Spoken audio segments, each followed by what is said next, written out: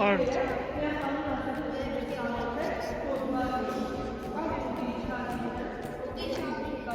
Արդեն Հակոբ Կոջոյանն է, ով ջրաներկով այսպեսի նկար։ Այժմ այս նկարը գտնվում է ազգային պատկերասրահում, ինքը ավելի մեծ չափի, մի քիչ նկար է։ Արտաշես Հովսեփյանը նայել է այս նկարն ու արդեն քարից է ստացել, բնականաբար քարից դժվար է, չէ՞, նույն ձևով արտահայտչամիջոցները գտնել։ Դե եկենք դրվագները հերթով նայենք։ Սա Դավթի ծնունդն է։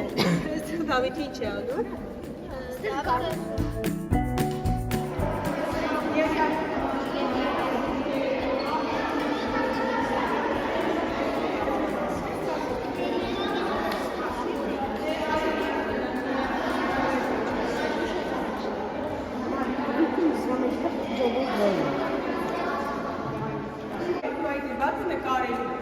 Հետո մենք այդ որով նկարները հավաքելու ենք, միացնենք ու գիրք ենք ստեղծել։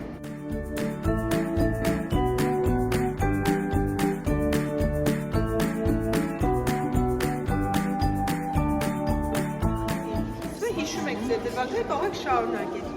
Լավ։